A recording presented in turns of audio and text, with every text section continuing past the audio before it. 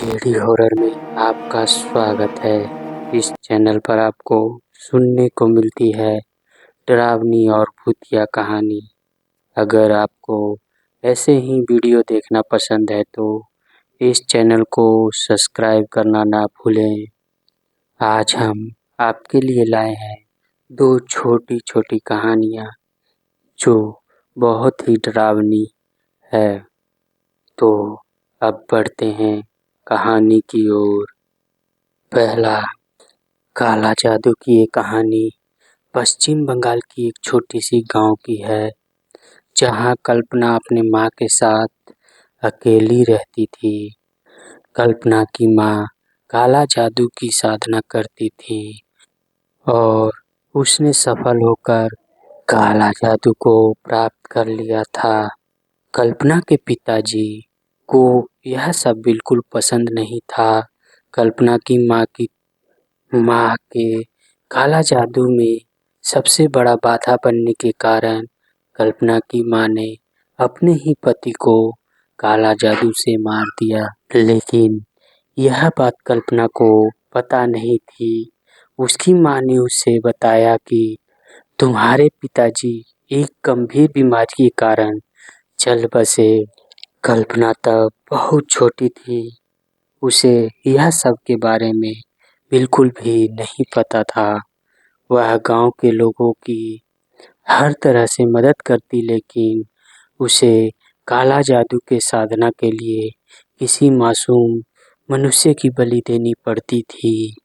तब वह किसी बच्चे के ऊपर काला जादू करके उस बच्चे को मार डालती थी। कल्पना की माँ हर अमावस्या की आधी रात में उसी गांव के जंगल में जाकर साधना के लिए और बुरी आत्मा भूत प्रेत को अपने बस में करने के लिए वह औरत जानवरों और छोटे बच्चों की बलि देती थी। अपनी काली जादुओं की ताकत से लोगों पर बुरी आत्मा छोड़ देती थी और फिर वो उन लोगों से बुरे काम करवाती थी। धीरे धीरे उसकी हरकतें गांव के लोगों को पता चलने लगी। जब कल्पना की माँ का पर्दाफाश हुआ, तब कल्पना वह घर छोड़कर अपने मामा के घर रहने चली गई और गांव के लोग उस औरत को चुड़ैल कहकर बुलाते थे और गालियां भी देने लगे थे। कल्पना के जाने के बाद भी उसने काला जादू नहीं छोड़ा। वह दुनिया की सबसे ज्यादा ताकतवर औरत बनना चाहती थी और इस दुनिया में राज करना चाहती थी। उसने और ज्यादा ताकतवर बनने के लिए सारी हदें पार कर दी।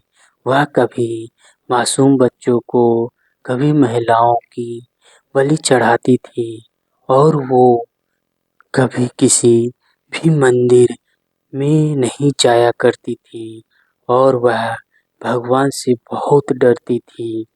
गांव के लोगों ने भी उसके पास जाना छोड़ दिया।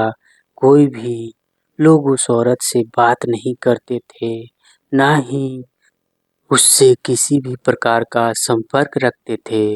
वो अकेली थी और काला जादू की साधना करती थी और वह लोगों पर बुरी शक्ति आजमाती थी।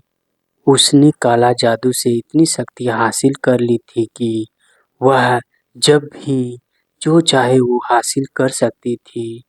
कुछ साल बाद कल्पना की माँ अचानक से बहुत बीमार हो गई।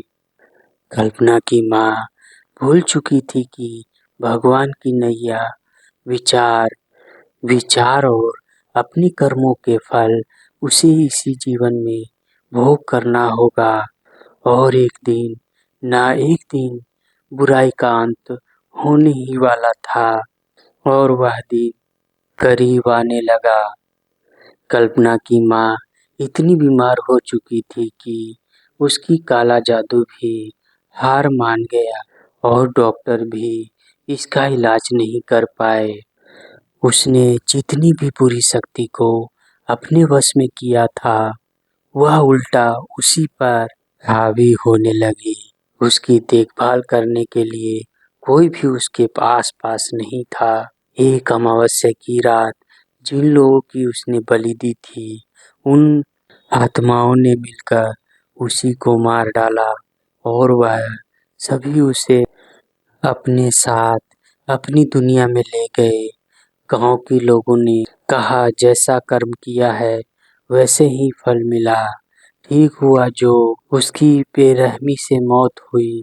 अब इस गांव से एक खतरनाक डायन से मुक्त है। ये कहानी असम की एक घने जंगल की है, जो रात होते ही भयानक चीखे और दर्द भरी रोने की आवाज में पास के गांव में बसे लोगों का दिल दहलाने लगता है। ये कहानी 50 साल पहले की है। यहाँ के लोगों का कहना है कि इस जंगल में बहुत ही खूंखार चुड़ैल रहती है और इस गांव और आसपास के गांव की बहुत सारे लोग इस भयानक चुड़ैल का शिकार बन चुके हैं। वह गांव की एक बुजुर्ग रामलाल का कहना है कि वह और उसके 3 साथी उस घने जंगल में रहने वाली वह भयानक चुड़ैल की चश्मदीद गवाह है। रामलाल की कहानी शुरू होती है जब रामलाल की उम्र लगभग 25 साल का था। तब रामलाल कहता है कि उस वक्त जंगल में दिन में भी कोई नहीं जा सकता। मुझे जब लकड़ी काटनी होती थी तो मैं उसके पास वाले जंगल में जाया करता था, लेकिन वहां से भी चुड़ैल की आवाज साफ सुनाई देती थी। कभी किसी की इतनी हिम्मत नहीं होती थी कि कोई व्यक्ति उस जंगल में अकेला जा सके। हम सभी एक झुंड बनाकर लकड़ियां काटने के लिए जाया करते थे। एक दिन एक लड़का हिम्मत करके उस जंगल में लकड़ी काटने के लिए गया। वह लड़का आज तक वापस नहीं आया। इस जंगल के बारे में तब बहुत आदमी को पता भी नहीं था और उस जंगल के बीच में से एक छोटा सा रास्ता गुजरता है, जो बहुत ही कम समय में पड़ोस के गांव को जोड़ता है।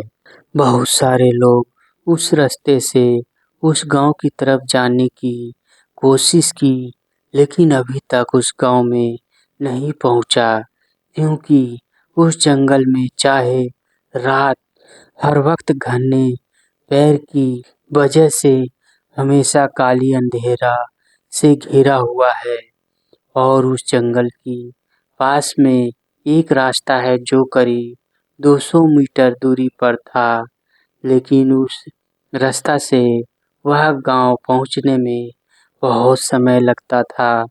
मैं और मेरे 3 साथी एक दिन बैलगाड़ी से पड़ोस की गांव में एक काम की वजह से उस जंगल के बाजू वाले रास्ते से गुजर रहा था। तब शाम का वक्त था। जब हमारा बैलगाड़ी जंगल के पास से गुजर रहा था, तब अचानक दोनों बैल रुक गए। बैल को घेरने पर भी वह बैल बिल्कुल हिल नहीं रहा था। मुझे और मेरे साथ भी जो 3 साथी थे, उनको भी कुछ समझ में नहीं आ रहा था। तब कुछ देर बाद ही एक औरत की दर्द भरी आवाज में रोने की आवाज सुनाई दी। हम सब बैलगाड़ी के ऊपर ही थे और ऊपर से देखा तो वहाँ कोई नहीं था।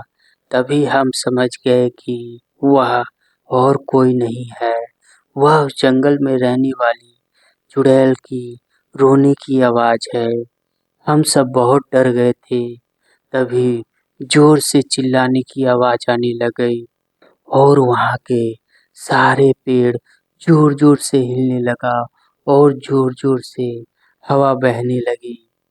वह जंगल के किनारे पर आ कर कह रहा है, मैं सबको मार डालूंगी और तुम लोग भी यहाँ से बच के नहीं जा पाओगे।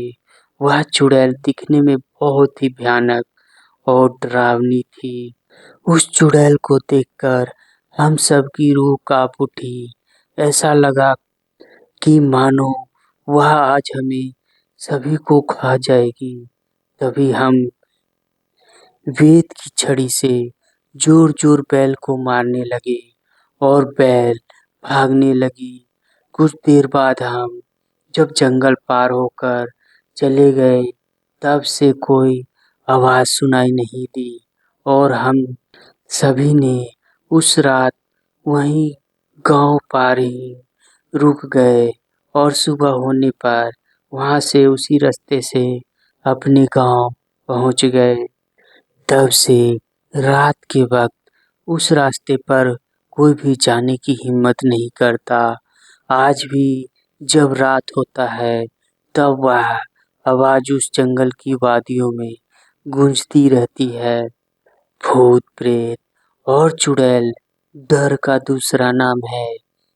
इन सब की नाम सुनते ही हमें डर का एहसास होता है, लेकिन इस दुनिया में कुछ ऐसे कुछ ऐसी घटना, ऐसी कहानी, ऐसी ही कुछ चीज़ है जो इंसान की समझ से बिल्कुल बाहर है।